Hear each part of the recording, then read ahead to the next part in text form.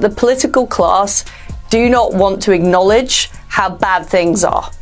And ordinary people across Britain see how bad things are. They can see that we don't have control of the boats. They can see that the borders in Britain are porous.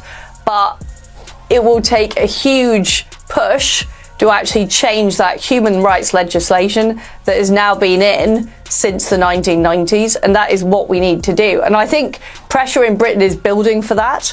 You'll have seen at the election, Nigel Farage and Reform got a large vote because Liz Truss, the former Prime Minister who lasted just 49 days in office, is making headlines again, but not for reasons you'd expect. She sent a cease and desist letter to Keir Starmer, the current PM, accusing him of spreading false claims that she single-handedly crashed. Very low proportion of the vote. He got in by default because people were unhappy with the Conservatives.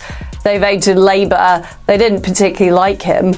And now it's the economy. Is this pure political theater, or is there more to the story? The timing couldn't be more intriguing. Starmer, once seen as Britain's steady hand, now faces criticism of his own leadership. Meanwhile, Truss, despite her brief and controversial time in office, isn't holding back. She argues that blaming her alone for the UK's economic woes ignores deeper, systemic problems. In her boldest move since leaving Number 10, Truss's legal team has demanded Starmer stop making what she calls false and damaging statements. She claims this narrative harms her reputation and oversimplifies the chaos of her short premiership. Truss points out that while markets reacted sharply to her 2022 mini-budget, the UK's economic troubles didn't start with her. Long-standing issues, she argues, are being ignored. This isn't just about reputation, it's about legacy. Surprisingly, some polls now show Truss gaining favor over Starmer. Shocking, considering her 49-day term was widely criticized as a political disaster. But rising living costs, Starmer's policy missteps,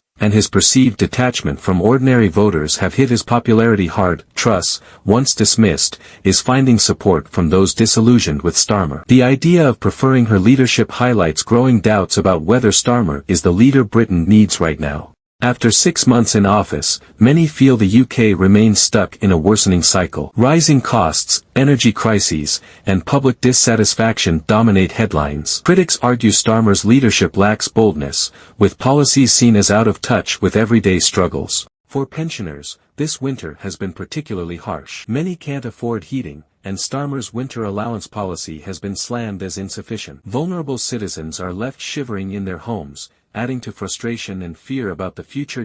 Truss's legal fight isn't just about the past, it's a sign of deeper tensions in British politics. Starmer, once seen as a symbol of stability, now faces growing unease about his leadership. So, what do you think? Is this just political drama, or does Liz Truss have a point? Let us know in the comments, and don't forget to like, subscribe, and hit the bell for more updates on this unfolding political saga.